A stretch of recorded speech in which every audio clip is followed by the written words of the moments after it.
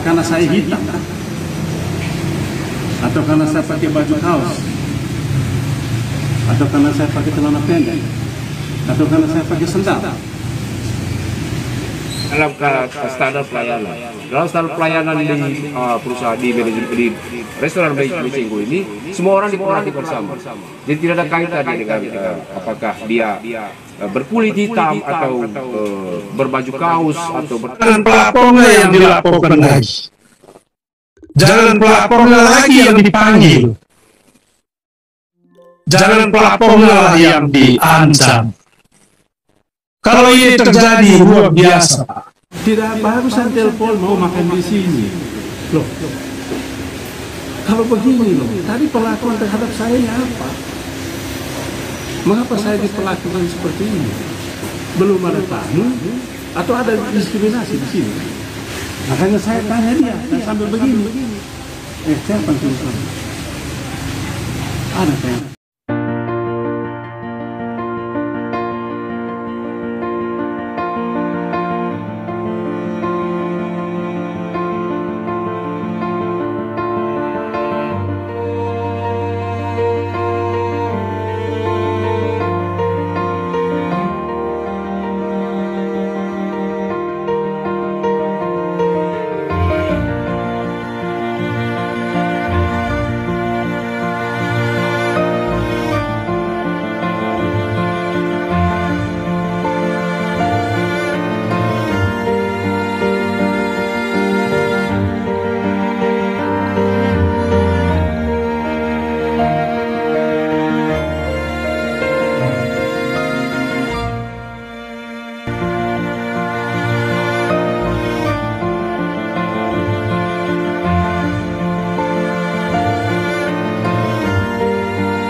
sangat jelas dan terang betul bahwa memang proses pemukulan itu 3 kali mengarah ke pipi dan 1 kali arah tangan balik. Artinya bahwa dipukul 4 kali. Kok dibilang kok ditampak 3 kali? Tampak gimana? Saya hanya gini, saya mau gini ya, itu saya bilang. Proses pemukulan itu 3 kali mengarah ke pipi dan 1 kali arah tangan balik. Artinya bahwa dipukul 4 kali. Cek. Visum aja. Halo sahabatku semua. Belakangan ini heboh dengan kasus Beni Kaharman dengan Mai Cenggo. Sampai detik ini pun tidak menemukan titik kedamaian. Dari sumber media bahwa pihak Mai Cenggo mulai ketar-ketir. Kasus pengusiran politisi Kondang Beni Kaharman atau yang disebut BKH di restoran Mai Cenggo di Jalan Alotanis, Labuan Bajo pada Selasa tanggal 24 bulan 5 tahun 2022 makin panas didiskusikan. Pihak pelapor yang tadinya garang seperti singa tiba-tiba ketakutan seperti tikus basah. Pada saat pemeriksaan di kepolisian, kursi yang diduduki pelapor terlihat basah. Belum dipastikan apakah itu air kencing atau air keringat. Penyebabnya karena konspirasi mereka untuk tumbangkan BKH mulai terendus aparat. Kepolisian menunjukkan pasal-pasal dalam Undang-Undang ITE yang bisa menjerat pelaku. Betapa paniknya mereka ketika kepolisian memperlihatkan pasal-pasal tentang ancaman hukuman akibat kejahatan tersebut. Ancamannya 4-7 tahun penjara. Kebayangkan kalau orang-orang seperti Ibu Kiki harus mendekam 4-7 tahun di penjara. Ibu Kiki ini adalah karyawan dari Mai Cenggo. Kok kasus ini cepat sekali ditangani? Apakah pihak polisi bertindak profesional? Tampaknya tidak sepenuhnya profesional. Sebagian bekerja di bawah tekanan karena pengacara restoran Mai Cenggo, Peter Ruman, berhasil menggiring media sosial, media elektronik dan media cetak, mempengaruhi pengamat dan politisi untuk mendesak kepolisian segera menuntaskan kasus ini. Konspirasi bermula ketika para pengusaha, pengacara, dan media bekerjasama untuk menghancurkan BKH. Mereka melakukannya dengan cara menyebarluaskan rekaman CCTV yang diedit-edit. Dalam rekaman CCTV itu ditampilkan seolah-olah BKH melakukan pemukulan berkali-kali. Mereka membuat laporan ke polisi bahwa BKH melakukan penganiayaan terhadap Ricardo Jundawan, Baba, Jong Lee atau yang hari ini FB-nya berganti nama Tung Lee. Mereka membentuk framing persepsi publik bahwa BKH telah melakukan tindak kekerasan di restoran Mai Cenggo pada Selasa 24 bulan 5 tahun 2022. Pemilik restoran Mai Cenggo adalah Billy Jomi. Billy Jomi termasuk salah satu pengusaha yang disebut-sebut sebagai salah satu dari 9 naga di Flores. Dia adalah pemilik sekaligus direktur PT Lampernos yang bergerak di bidang produksi air kemasan bermerek Butek. Bisnis restoran Mai Cenggo juga sedang dalam dudukan kasus pajak. Billy Jomi berhubungan sebagai saudara sepupu dengan pemilik atau owner Tiara Mas, Antonius Jomi. Pihak CV Tiara Mas pernah berperkara dengan warga Compang Longgo.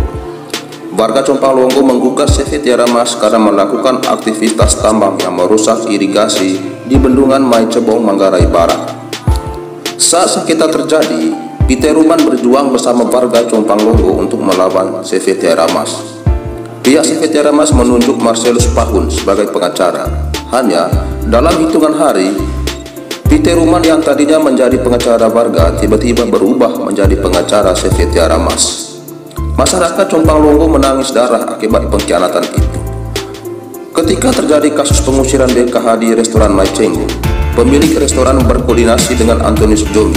Saat itu, Billy Jomi mengenal Peter Ruman dari Antonius Jomi. Mereka kemudian sepakat untuk melaporkan peristiwa di Mai Cenggo ke polisi.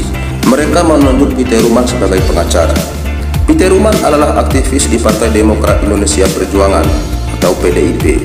Di media-media sosial, dia membela habis-habisan setiap kritik yang menyasar Presiden Jokowi dan PDIP. Peter adalah menyembah Jokowi dan beraliran PDIP atau disebut garis keras. Peter tahu betul bahwa partainya diulek habis oleh BKH dalam kasus korupsi Bansos dan Harun Masiku. Bagi Peter, peristiwa Mai Cenggo adalah momentum untuk menjatuhkan BKH dan Partai Demokrat.